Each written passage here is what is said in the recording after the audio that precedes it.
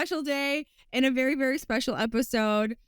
Please welcome Cindy Gallop, founder of Make Love Not Porn. Cindy, I'm like a huge, huge fan.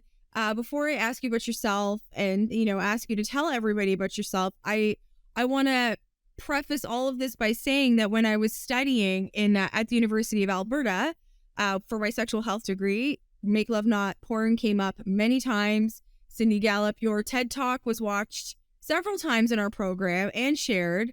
So then connecting with you on is like really like a dream. It's a big fangirl moment for me.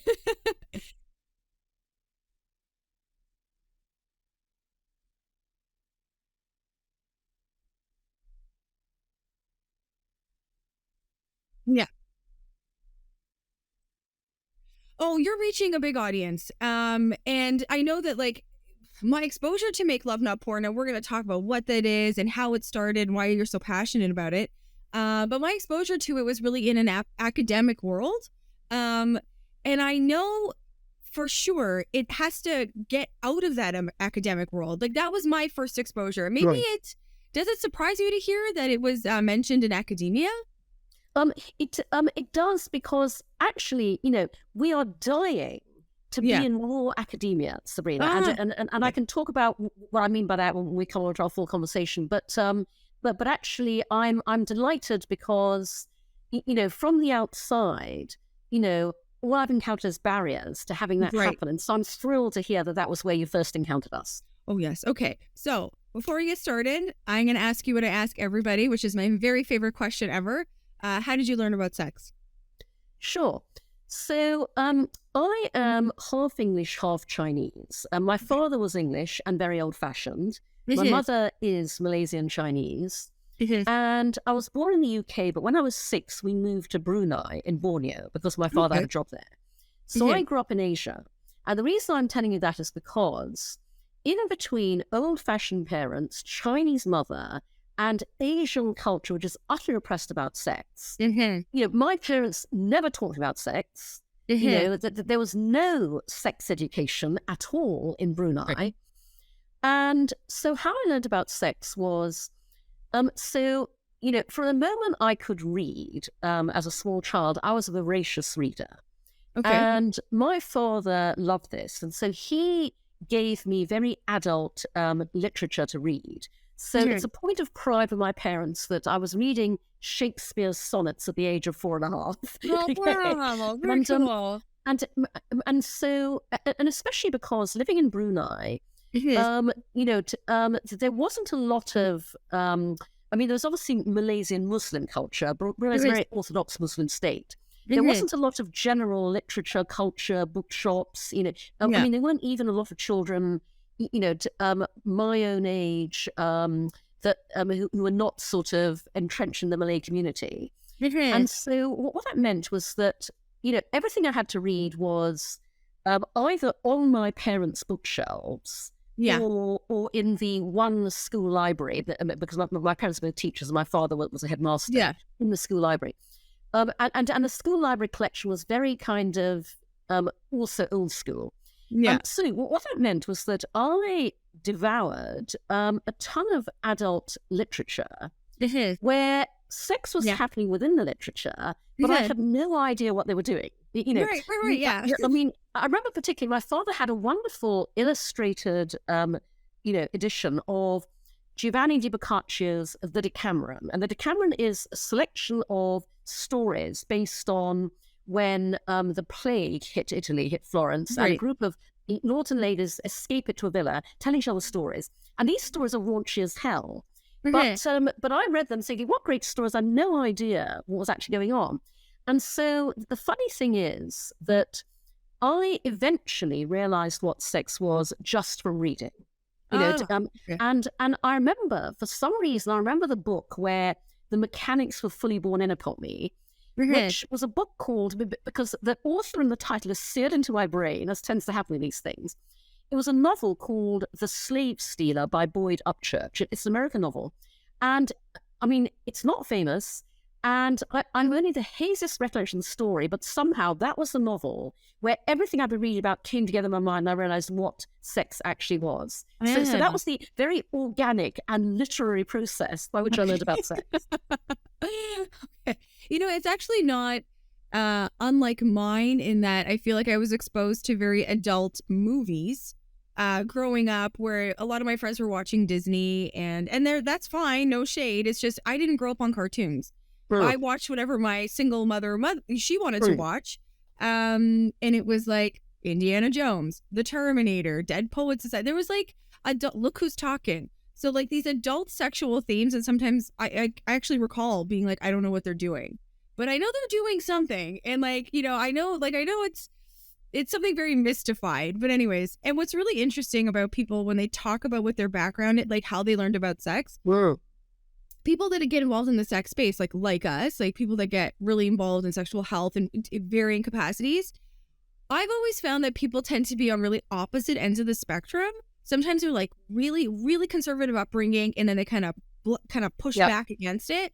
Or they've got these really liberal parents and community, and they're like, hey, it was just really easily discussed. I feel like I'm probably somewhere middle of the road where I don't quite fit, like exposure to adult themes, but like kind of conservative, nobody talked about anything, piecing puzzles together by myself and being like, I think I know what it is, possibly. But anyways, it looks like there's some crossover. Really? I want to talk about Make Love Not Porn, and I want to talk about you. And there's so many things I want to talk about, because you're saying you're, you know, usually up against such barriers. Yes. So I always emphasize this to my listeners and my followers. You don't really understand how tough it is for people that are, and I would call you a sex educator as well, like how tough it is to have a frank and mature discussion about sex on the internet, on social media. And now an added layer to that is that, Cindy, you are creating not just like conversations, but like you Make Love Not Porn you're showing sex. So the barriers, I would imagine, are, I don't even know where to begin. So can you take us through the genesis of Make Love Not Porn, when the kind of light popped on? Sure. Yeah. So the thing about Make Love Not Porn is that I have a business that is a complete and total accident. Yeah. Because I never... good businesses. I never consciously intentionally set out to anything I very bizarrely find myself doing now. Yes. So it came about because I date younger men. They tend to be in their 20s. Mm-hmm. And about 15, 16 years ago, I began realizing through dating younger men that when we don't talk openly and honestly about sex in the real world, porn becomes sex education by default in not a good way. And honestly, this would never have crossed my mind if I had not encountered the results so very intimately and personally.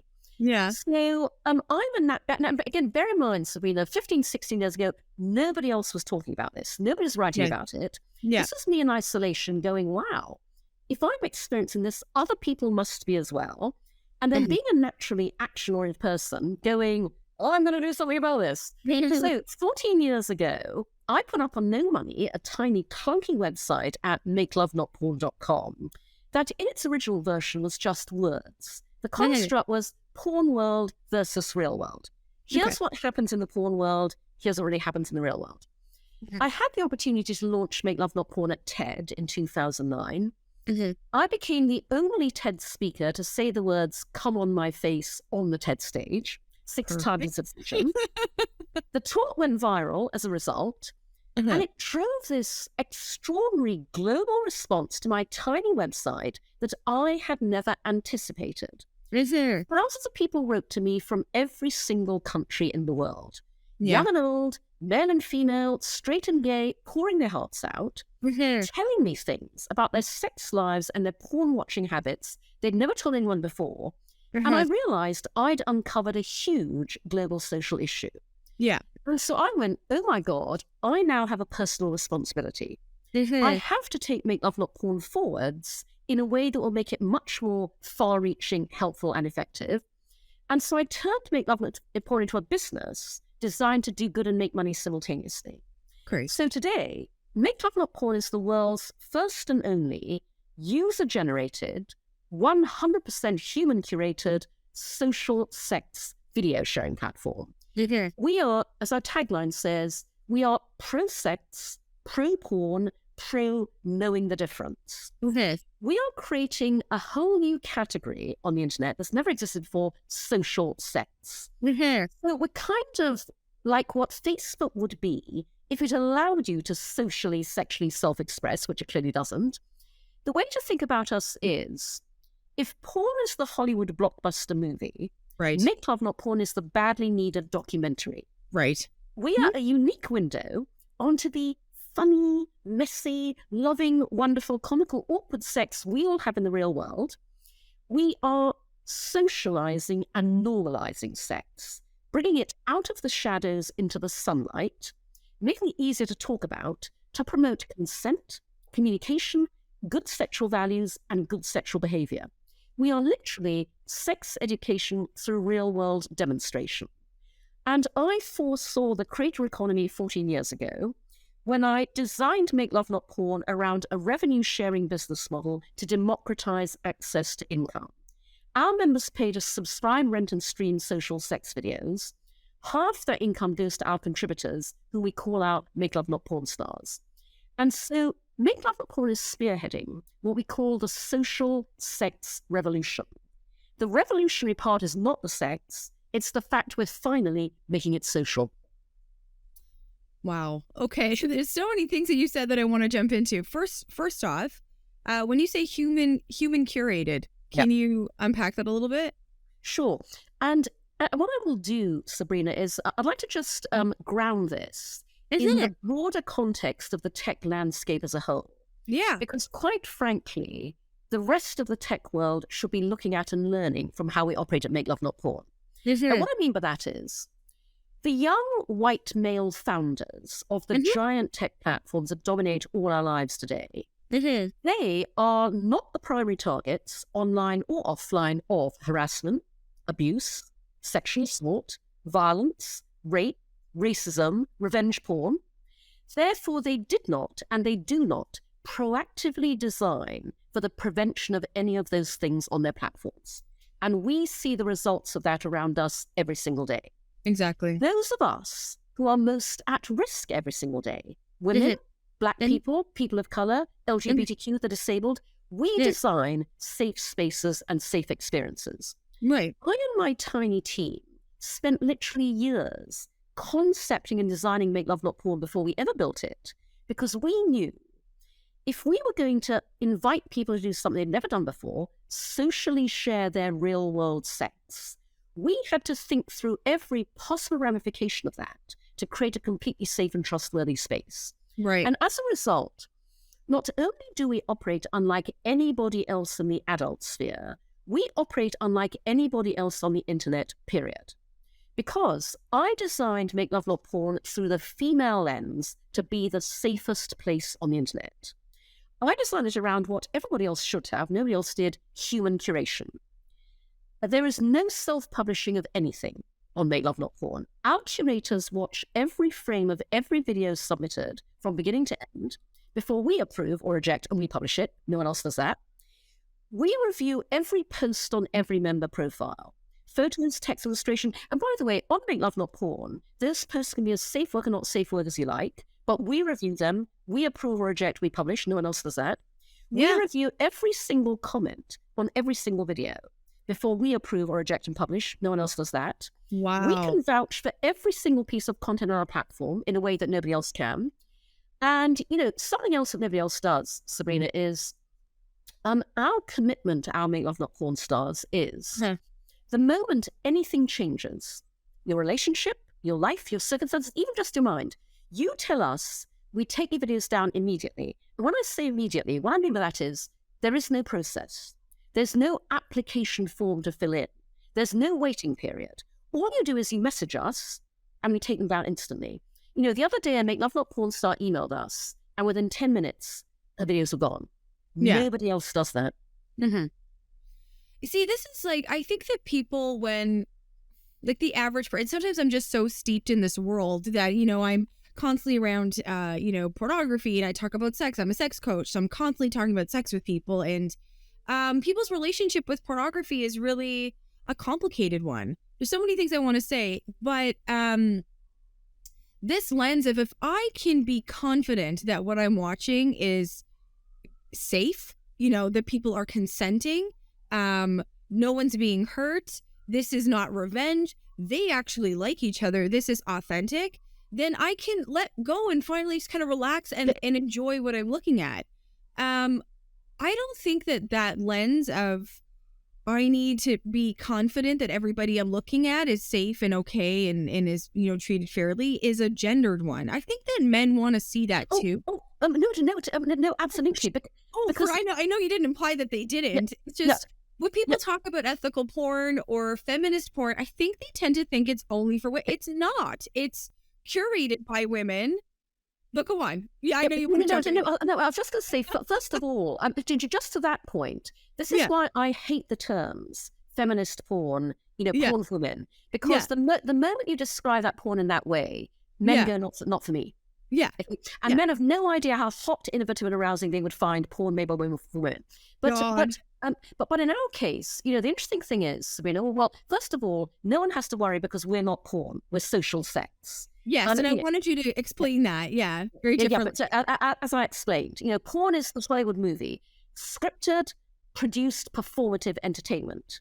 We are the documentary. We're what happens in the real world. Yeah. And so all you're seeing is real world people having the sex they have in the real world in a completely safe space that, importantly, I designed around respect for our community. Right. And I say that because for every other platform on the internet, community equals statistics, numbers, dollar signs. Okay, but to your point about men, so here's the interesting thing, Sabrina. I designed Make Love Not Porn to be fully diverse and inclusive, and we are. Our members, our Make Love Not Porn stars are male, female, trans, non-binary, straight, LGBTQ, all races, ethnicities, asexual. But in the 10 years we've been operating as a business, we've observed that we are especially a revelation to men. We get more grateful emails and appreciative comments from men than anybody else because we are something men can find nowhere else on the internet, which is a safe space where men can be and watch other men being open, emotional, and vulnerable around sex. You wouldn't believe the number of men who write to us and say, I just watched my first video, Make Love Not Porn, and afterwards I cried. Yeah. I've been saying for years, I wish society understood the opposite of what it thinks is true. Women enjoy sex just as much as men, and men are just as romantic as women. More. Yet neither gender is allowed to openly celebrate either fact. We'd all be a lot better than they were. Yeah. I saw an amazing exchange on Twitter last year between two men. The first man had tweeted, this is a joke, obviously, he tweeted, guys, I've got this really weird fetish. I've got this kink where I want to watch porn where people are honest, loving, loyal, decent, and really like each other. Yeah. The honest things, please. And another man replied to me, he said, there's this website called Make Love Not Porn, where you can see real couples fucking and making love. He said, I watched a video where the woman said to her man, I love you, while they're making love. He said, sincerely, I cried when I heard that. We are one of the solutions to toxic masculinity. Oh, absolutely. I just wish that, that they would listen, you know what I mean, in this really, I mean that in the gentlest, kindest way. So I'm going to share something with you. So I'm a sex coach, as everyone knows. So I've been doing this I've been teaching sex ed for years to adolescents, for the longest time, teenagers and kids and stuff. So recently I went back to school, got a grad degree, and I've been recently sex coaching. So sex coaching is really just like sex ed for grownups in a very real way. They don't, know how everything works, a little too shy to ask. Anyways, that's that. So since I started sex coaching the last little while, I have been very surprised that I would say 80% of my clients are men. And I didn't see that coming. And they're like late 20s, early 40s. And the two common denominators, the two common threads between, I'd say, all the men are that they are quitting drinking. So that's a big one. They are having sex sober for the first time. And that's their work. That's very interesting, Sabrina, right? And that they're quitting porn. So there's these two parallels. And it's just so frequent that, when I first started sex coaching, and I haven't been doing it 100% that long, it just was so shocking to me that, because I'm part of a team of psychotherapists. And I work with a psychotherapy clinic, and I'm not a psychotherapist. I'm a coach. I'm a sex coach. And the entire team all of their clients are women. And it's this running joke that the inverse is true with me, that they're like, well, how do we get more men? How do we get more men into the clinic? And they're like, oh, just talk about sex. And I think that at first it's kind of like this, not a joke, but it's like this, oh yeah, but it's actually a little bit sad, because I think if I've observed anything, it's that sex seems to be the context, the frame with which men believe that they can maybe talk about feelings, talk about emotions, and now that I've had some time to reflect, I'm like, I guess it's not so surprising that most of my clients are men. There's, the common thread for all of them is that they'll preface basically every session with saying, like, I don't have anyone I can talk to. Like, I don't have anyone, I don't talk about any of this stuff. And you're paying me this money to talk about things that sometimes, if I'm totally honest, is like, I think if you had a really close, intimate relationship with somebody, they probably could have told you. I'm telling you right now, it's heartbreaking. Yeah, no, absolutely. Yeah, but this thread of sober sex and weaning themselves off of porn, I think that they're kind of saying the same thing. That makes sense. Like, first of all, you're actually, when you're having sex sober, you're present and you're mindful and you're really, you're in it. And for many of them, it's like, well, this is the first time I'm actually having sex sober. And now I think I have premature ejaculation. And it's like, you actually don't, because you've never really been present before. That's fine. And I'm like, well, I don't want to look at porn anymore because everything I'm seeing is just like really screwing me up. And, I want to see something real. They don't even know that something real exists. Make love, not porn. Make love, not porn. Like, that's what they want. There. Yes. Yeah. No, exactly. And what's interesting, Sabrina? As you alluded to earlier, I and my tiny team have fought a battle every single day for the past 14 years to build this business and keep it alive. Yeah. And I'm currently working to raise a serious round of funding to build a number of solutions to my and our problems, which we may tomorrow talk about. But it's utterly infuriating to me that, again, per the point making earlier, we are banned from advertising anyway. Yeah.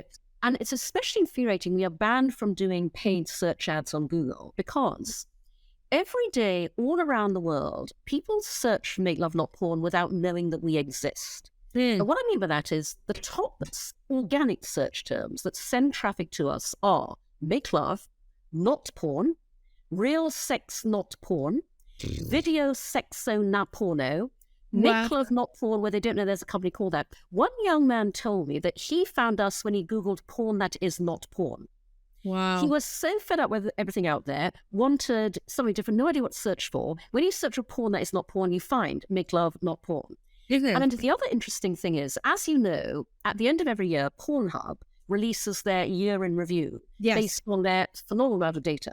And their year in review for 2022 identifies that the number one trend on their gigantic platform is what they call reality. Yes, I know. People are looking for real. And so when that came out, I shared the shit out of that all over social, going, what all those people are looking for, though they don't know it yet, is make love, not porn. That's how much the world wants what we are.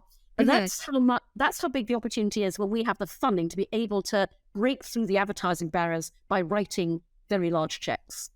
I cannot stress this enough. Like, and a lot of my followers will see this journey that I go on where I'm constantly banned. And they're like really scratching their heads. Like, you just said clitoris. You just said set. Like, you just said what? And it's like, you don't understand how big really there are these powers that be that really do not want us to thrive. And you see that very quickly. And it's hard to stay motivated sometimes, when the giant, the beast is so big. So this is why what I'm raising funding for, Sabrina, is to build especially 2 product extensions of Make Love Not Porn that are designed to solve our and your and everybody else's problem. So the first one is, and by the way, I've had these in the pipeline for years. I've talked about them publicly for years. It's only now that I'm finally finding investors who get it, which means that I'm very optimistic I can raise the funding to build these. But the first one is a really obvious one, because parents and teachers began writing to me from day one of Make Love Not Porn. And so I want to build out what I call the 0 to 18 and beyond version, makelovenotporn.academy. I bought the URL many years ago. There's a very old holding page there. But this is what I call the Khan Academy of Sex Education. Because the Khan Academy, the online tutoring platform, tutors on every other topic under the sun except this one. educational technology, Adtech, is exploding, not in this area. Yeah. So I want to build out the academy along the same lines as makelovenotporn.tv, user-generated, crowdsourced, curated revenue share. Because I'm not about reinventing the wheel. This is an aggregation play for you and everybody else. I want to build the go-to global hub for the world's sex education, sex therapy, sexual health and wellness content. Yeah. And the way it'll work is, we build out the platform. We then invite you, all your fellow sex educators, sex therapists, everybody around the world to share with us your own content, coursework materials, books, comic strips, videos, whatever it may be. We won't curate, by the way, because human curation lies at the heart of everything we do. We only publish what is Make Love Not Porn endorsed. If you are a sex educator and you submit abstinence-only sex education, we're not publishing that shit. We don't endorse education that goes, don't do it. It doesn't work. We will then publish segmented by age appropriateness. So if you're a parent freaking out going, oh my God, my 6-year-old just asked this, what do I say? Here's where you would find age-appropriate tools and content to be able to have that conversation with a 6-year-old. If you're a teacher of a class of 14-year-olds, here are your age-appropriate teaching materials. If you're an adult, access all areas, obviously. Adults are desperate for this information. But the important thing is that what this means is that children and young people will be able to access the academy without parental teacher gatekeeping. And here's why that's important. I have a friend who's a mother who, as you have to these days, monitors her kids' browsing history. And this happened a few years ago when her son was 8 years old. She saw that on the family computer, he had Googled sex for children. So she freaked out, but did the right thing, stayed calm, put him down, went, darling, I see you did this, talk me through it. And this anecdote is adorable and horrifying in equal measure because her son wanted to learn about sex. He was a child. He knew he was a child. He wanted to learn about sex in a child-appropriate way. So he very sweetly and innocently Googled sex for children. You can imagine what came back. He was utterly traumatized. And so the academy will be where an 8-year-old boy can enter his age, and we will only serve him age-appropriate sex education. So some of this will be free to access, like that example, but we will also charge to download, subscribe, bulk buy if you're a school, different revenue streams, different use cases. And we will then split the income 50-50 with its creators, the educators, the same way we currently do with our Make Love Not Porn stars. Because as you know, Sabrina, right now, nobody goes into sex education to make money. I have friends like you all around the world. You're all brilliant sex educators. I explain to people, you face the same barriers we do. Your content gets blocked all the time. Facebook, Instagram, TikTok. And I want to change all of this because what you're doing is enormously valuable work. You deserve to make an absolute goddamn fucking shit ton of money. And I want to make that happen. But I want to make a shit ton of money too. But here's the important thing about the academy, Sabrina, because I have, that is obviously a very compelling standalone venture in its own right. But I have 3 other agendas with it. The first is, it's obviously a fantastic recruitment engine for makelovenotporn.tv. Because when you're 18 and over, you graduate to sex education through real-world demonstration. And in the meantime, you can send the parents, the teachers, adults, students to the core business. Secondly, once I have an educational component, that gives Make Love Not Porn social legitimacy. It frames us in a whole new light. But thirdly, and this is the important opportunity for you and everyone else doing similar work. For 14 years, I've been working to prove concept. What I mean by that is, from the get-go, people said to me, oh, Cindy, you should go into schools and make love, not porn. You should be on the curriculum. And I said, no, I shouldn't, because, as you know, anyone trying to bring sex education to schools comes up against the PTA, moral panic. And here's the thing, the people currently banning us from our materials being used within schools don't know what it'd be like if they allowed it in. They just know it'd be really bad. In their heads, they have this abstract concept of Sodom and Gomorrah will ensue. When I can build and launch Academy, and when I can show them in one place the best of the world's sex education content, and they can see for themselves at a glance how brilliant, informative, educational, healthy, and not to be feared it is, that's what then gets all our materials into schools. That's the game plan. there's so many things I want to say. First of all, like I teach, in addition to being a sex coach, I teach menstruation in schools, and you would think that that's a safe subject, but there are a lot of people that are like, well, what are you going to say exactly? And are you talking about tampons? It's like, well, what's wrong with tampons? Oh my God. It's still like that. But when I do go into schools, we have all different kinds of units that we teach. But anyways, one of the units I'm showing how to use products. I was never shown that. So I have a model thing, and a tampon goes in and a cup goes in. I think when people see it and hear me speak and engage, they relax. They're like, okay, you're the one with the issue. You know, you have to work on your own issues there. It's like, I think when it's this thing you can't see and you can't grab, you know what I mean? Like it becomes... Exactly. Yeah. And that's why, as I say, I want to prove concept. And also, just to the point you brought up about tampons, Sabrina. Yeah. So first of all, you know, again, at Make Love Not Porn, we celebrate the full glorious spectrum of human sexuality in the real world. We have many Make Period Love Not Porn videos. Because that's how you end that taboo. But also, I am dying to partner with a tampon brand, with a Sanpro brand. Because, so I remember my first attempts to insert tampons. Okay? Yeah. So back in the day when I was 13, 14, got my period. So you got a box of Tampax, and in the box was a little fold-out diagram. Yeah. Okay. And it basically said, okay, what you do is you put one foot up on the bathtub, and you was going, fuck. And so Make Love Not Porn is where we can host product demonstration the way those products really need to be demonstrated. Yeah. I want to host tampon insertion videos. And by the way, I want to host them by the score. You know, I want Tampax or something similar to sponsor a section of Make Love Not Porn that is, here is real world tampon insertion for every kind of vagina, age, you know, whatever. In the same way that, I mean, we have a tag Condom Hot for our real world sex videos that feature condoms. But I want Rorex or Trojan to sponsor, again, an area of Make Love Not Porn where, because, you know, we welcome videos that compete to eroticize condom usage. What's the hottest, most arousing way you can introduce a condom into the action, put it on, take it off, dispose of it? Because if we all had more ideas on how to make those awkward condom moments hot and arousing, there'd be a lot more safe sex happening, a lot less STDs, and a lot less unwanted pregnancies. And by the way, I've been talking to Durex and Reckitt Benckiser for literally 12 years. Wow. And they're still too scared to push the button. You know, things in sex is really funny. Like, you know, move at a glacial pace. You think people would be like, I really wanted to get to the goal. No, everyone's really scared. And I'm saying a couple different things here, but because I teach sex ed to children, and then I also coach with adults, I have this like really unique perspective, this unique snapshot of how to hear kids talk. And then later on, it's like, well, you didn't nip that in the butt at that stage, and that's why you're back in. You're here with me as an adult.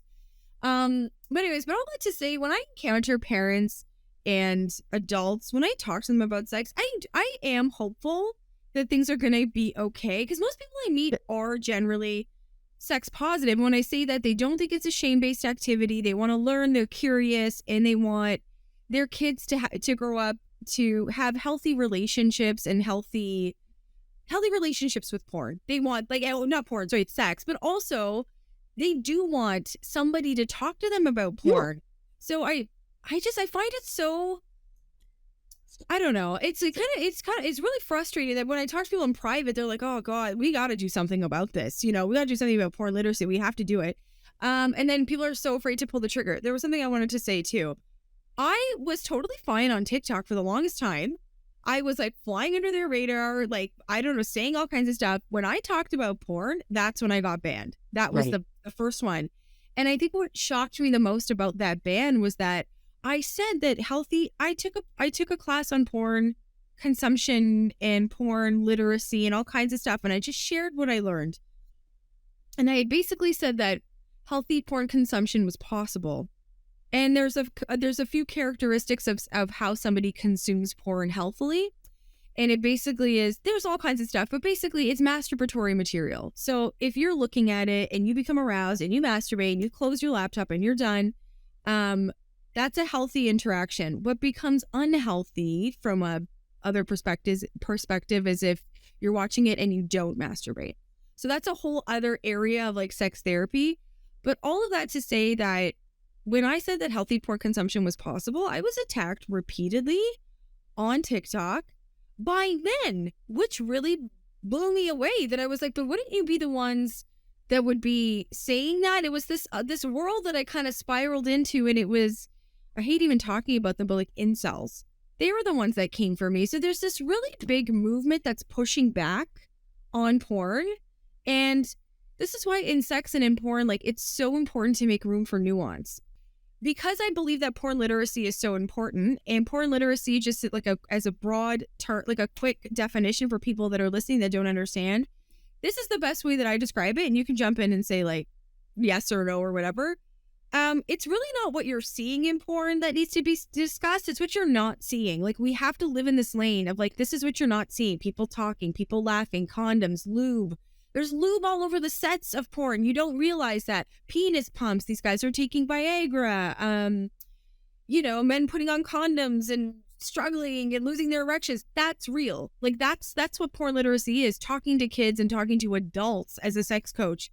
You don't have to perform a certain way. It doesn't have to match porn because you're not seeing so much stuff in there. But all of that to say that, when I talk about porn literacy and say that healthy porn consumption is possible, there's a very aggressive anti-porn movement. Wanting to have nuanced discussion about porn does not mean you're anti-porn. Yes? Would you agree? So you've raised a number of points. I want to respond to yeah, all so of many. them. Sorry, because you went off on a bit of a marathon, and there are some things that I especially want our audience to hear. Yeah. So first of all, to your point, for 14 years, and I say this regularly, I've been working to get people to see the nuance in everything we're talking about, to see the nuance in sex, and the reason people don't, and the reason you're getting the pushback you do, is because this is the single area of universal human experience that we are almost fucked up about. Yeah. Okay? And everything you're experiencing demonstrates that. The second thing I want to say in response to something you said earlier is, I'm regularly asked in interviews the same question. So, Cindy, when do you think all of this will change? When do you think we'll be less repressed about sex? Mm-hmm. And this is the point at which I start laughing. And I say to the reporter, sorry, I'm not laughing at you. I'm laughing at the way you asked that question. Mm-hmm. And I go, and this is no reflection on you, because this is the way society teaches us to think. But you asked that question the wrong way. Mm-hmm. Because you asked that question in the passive tense. Mm-hmm. All of this changes when you and I and everyone else make it change. And I don't wait for things to change. I make them change. Right. And I'm all about communication through demonstration. That's why I am literally building solutions to my own problems. And to your point about the absolutely infuriating scenario of being banned and blocked on social media, and I want to make our audience fully aware of how far this goes, because, as I said earlier, at Make Love Not Porn, we are banned from advertising anywhere, but it's not just us, and it's not just you. Any female-led sexual health and wellness venture, menstruation ventures, menopause ventures, fertility ventures are also banned from advertising across every social media platform. In the meantime, male sexual health and wellness ventures, not a problem.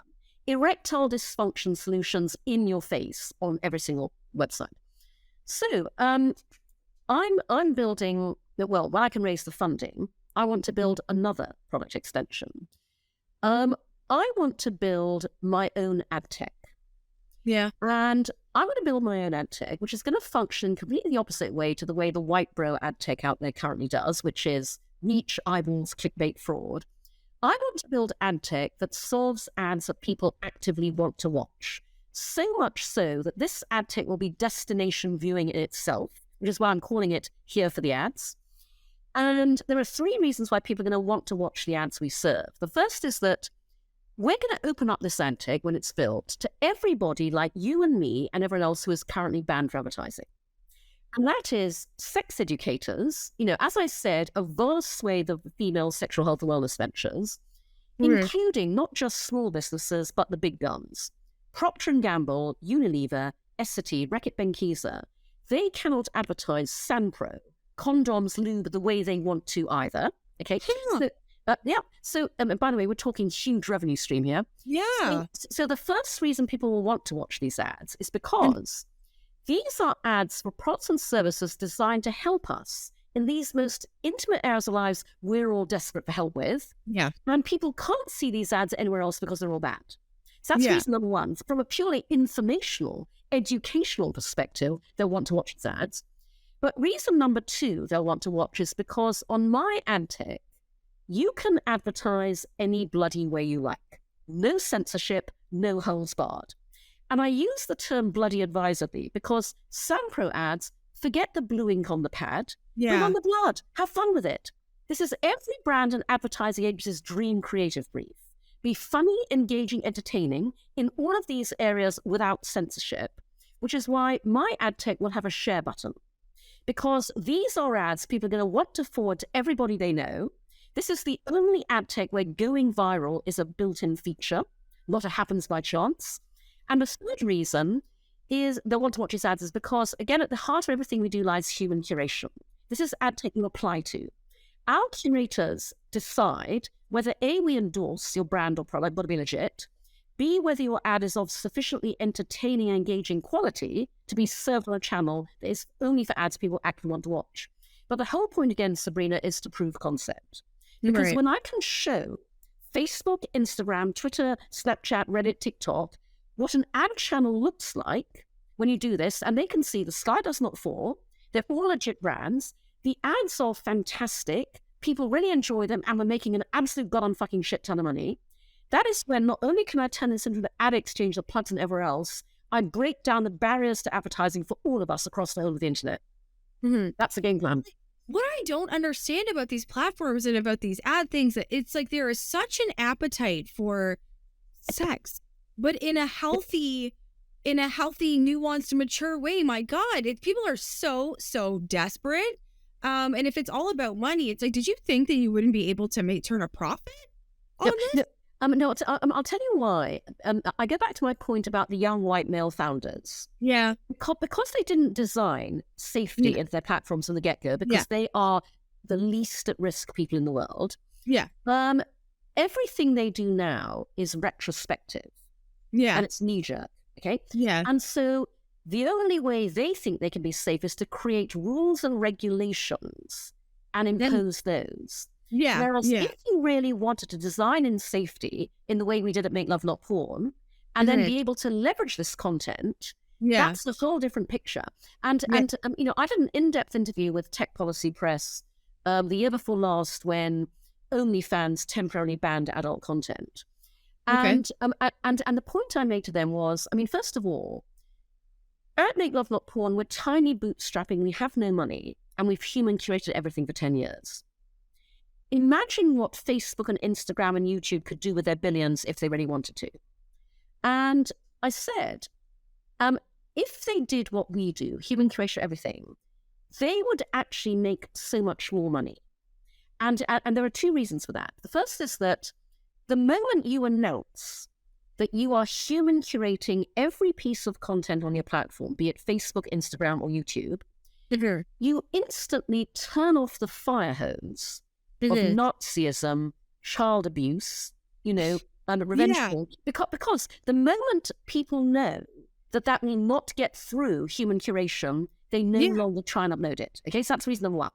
Reason number two is when you do that and you instantly eradicate, the child rapists and the Nazis and the racists and whatever, you make far more money than you are currently doing because, two words, brand safety.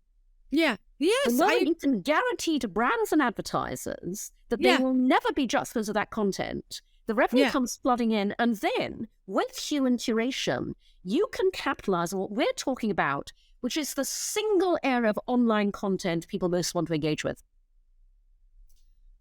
So do something, Cindy. I am. I'm looking to raise $17 million to scale Make Love Not Porn, build the academy, build my Adtech, and also, by the way, to build Consensual. So CoCentral is the third of the products that I want to build. And CoCentral is a state-of-the-art cybersecurity safe sexting messaging app. Oh, wonderful. And the reason I want that, again, this has been in the pipeline for years. I've talked about it publicly for years. But the reason I want to build it is because apps like Snapchat and WhatsApp refuse to admit that their exponential growth was driven by one thing and one thing only, sexting. They will not answer questions about interviews. They evade any mention of it. Here's the problem. When A, refuse to admit that sexting is a perfectly normal universal human activity, B, refuse to admit that a ton of it goes on in your app, again, you then do not proactively design for it. You don't design for privacy, security, confidentiality, and consent. And that is why we have a huge revenge porn problem globally. And so I want to build CoCentral, which is a messaging app that does two things. A, it uses state-of-the-art cybersecurity to enable you to sext completely safely and securely.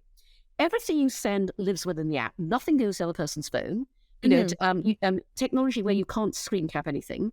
Yeah. But secondly, because this is always what Make Love Not Porn is about, we make it easier to talk about sex. We improve your communication around sex to improve your sex relationship. So we have built-in features with CoCentral that do that. So for example, we will have our own version of Snapchat's filters and overlays. And you can overlay these on your sexy photos and videos that you're exchanging. But what our filters do is they say things like, I really love it when you do that. Actually, I'm not so keen when you do that. I would really rather you do not do that. In other words, they make it easy to communicate what people find impossible to say to each other face-to-face in bed. So we have a ton of features like that to improve your communication, to improve your sexual relationship. See, nuance. Another thing that got me in big trouble on TikTok too is when I said that sexting is actually a very healthy activity. Yep. You know, sexting is very playful.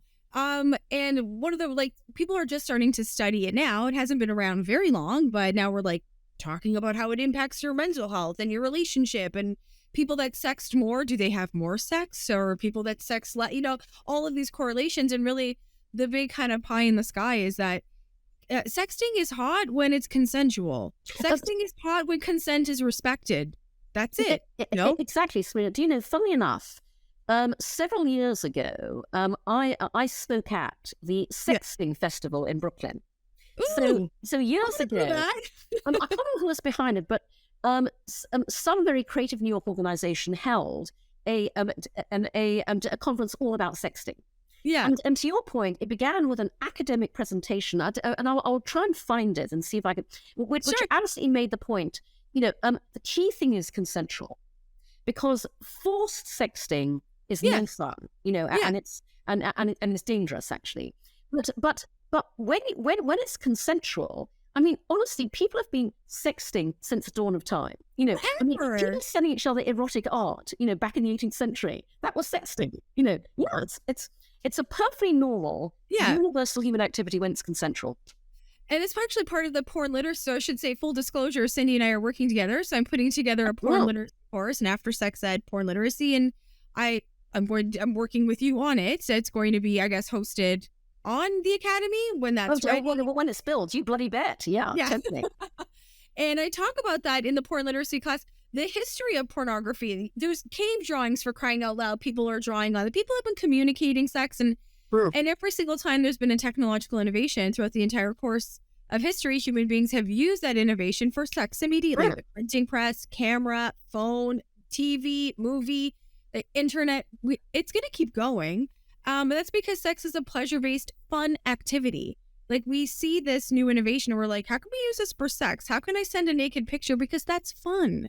And one of the studies I was looking at about sexting, for just to kind of tie that in, was, what bothered people so much was when they received unsolicited sex. What bothered them so much, what caused the trauma and the mental grief, was when it was shared without their consent. What caused them was I don't want people to find out that I'm a sexter. It's all the shame that goes into it and having your boundaries broken. But in the context of I trust this person and they trust me, couples that sext more have a much healthier sexual relationship. What was really interesting too about this study I was reading recently was sexting is overrepresented in the LGBTQ community. It's 4 to 1. Oh, really? Oh, that's interesting. I had no idea of that. Yeah, and I posted on TikTok. I got some interesting answers. I don't know. Like, and I guess it would be wise to ask people that are members of the LGBTQ community. But I wonder if it's like if if from a part of the world, or if you're living in a place where you cannot be yourself sexually openly, out in public. No, that's a great point. That may very well be the case. Yeah. So I think this is a safe place for me to do that. So like, do you see how lovely sexting can be if you create a safe place where you're like not going to be shared, no one's getting hurt, not going to be violated. I'm sick and tired of people taking all the fun out of sex and all of the the shame and the blame game. We're coming up on an hour, and that went by very quickly. There's something I wanted to say before. I guess we should wrap up soon. I don't want to keep you too long. Make love, not porn. When it's real people and it's real bodies and it's real relationships and it's not touched up or high gloss and this and that. And I love that you brought up the Pornhub user data, because I've done so many stories and so many TikTok videos on that. I find it so interesting. And there's been this theme that I've seen since pre-pandemic, ramping up towards amateur, ethical, female orgasm is just rising. And reality, I think people want to see something very real. And in the spirit of like this social sexual revolution, in the spirit of the revolution, we have had, and you probably know this, we've had 2 sexual revolutions so far. So one is in the 20s, Flapper era, one's in the 60s. So we're overdue. Anyways, I'm going to ask you what your favorite sex scene in a movie is. But before you answer, I have expanded the definition a bit. Maybe your favorite sex scene, sex moment in pop culture, because I am including music videos and concert performances too. My favorite movie sex scene of all time is from a movie that came out in 2011 called Friends with Benefits. It stars Justin Timberlake and Mila Kunis. And the reason it's my favorite movie sex scene of all time is that I was just in the process of building Make Love Not Porn with my team back then. We obviously hadn't released it yet.